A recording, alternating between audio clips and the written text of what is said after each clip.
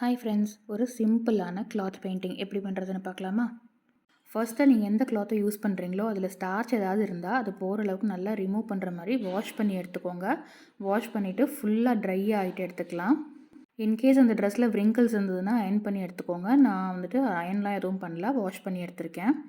So எந்த இடத்துல paint பண்ண போகிறோமோ அந்த இடம் மட்டும் நான் வந்துட்டு எக்ஸாம் பேடில் வந்துட்டு வச்சு ஃபிக்ஸ் பண்ணி எடுத்துக்கிட்டேன். ஏன்னா பெயிண்ட் பண்ணும்போது அந்த கலர் வந்துட்டு அடியில் வேறு எதுலையாவது ஆகும். ஸோ அடியில் இருக்க லேயரில் வந்துட்டு படாமல் இருக்கிறதுக்காக நான் வந்துட்டு எக்ஸாம் பேடில் வச்சு எடுத்துக்கிட்டேன். இப்போ இதில் மேலே வந்துட்டு நம்ம அவுட்லைன் போட்டுட்டு ஃபஸ்ட்டு ஃபுல்லாக ஒயிட் கலர் பேஸ் கொடுத்துடலாம். ஒயிட் பேஸ் கொடுத்துட்டு அதுக்கப்புறமா கலர் கொடுத்திங்கன்னா தான் கொஞ்சம் பார்க்க நல்லாயிருக்கும். இல்லைனா வந்துட்டு கலர் வந்துட்டு நம்ம என்ன கலர் யூஸ் பண்ணுறோமோ அந்த கலர் எக்ஸாக்டாக தெரியாது.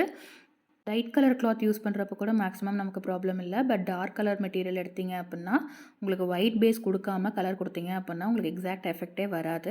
அதனால் ஃபஸ்ட்டு ஒயிட் பேஸ் கொடுத்துட்டு அதுக்கப்புறம் லைட் கலர்ஸ்லேருந்து ஸ்டார்ட் பண்ணலாம். ஃபஸ்ட்டு எங்கேயெல்லாம் லைட் ப்ளூ வேணுமோ நான் ஆல்ரெடி அந்த ஒயிட் வந்துட்டு ட்ரை ஆகிறதுக்கு முன்னாடியே மேலே வந்துட்டு ப்ளூ யூஸ் பண்ணி கொடுத்துருக்கேன். கார்னர்லேருந்து உள்ளே கொண்டு வந்தோம் அப்படின்னம்னா நமக்கு லைட்டிங் எஃபெக்ட் மாதிரி ஷேடிங்காக கிடைக்கும். ஸோ அதுலேயே வந்துட்டு நம்ம லைட் ஷேட் கொண்டு வந்துடலாம். அதுக்கப்புறமா வந்துட்டு டார்க் ப்ளூ வந்துட்டு நான் ப்ளூ 2 கோட்டிங் கொடுத்துருக்கேன். அதனால் டார்க் ப்ளூ மாதிரி கிடச்சிருக்கு.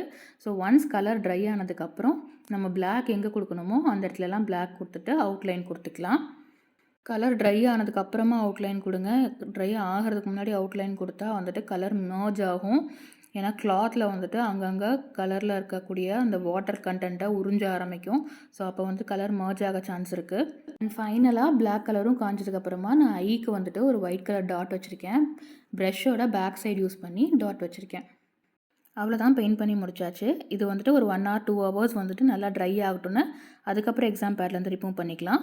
ஒரு 24 hours கழித்து பேக் சைடு அயன் பண்ணி எடுத்துக்கலாம்.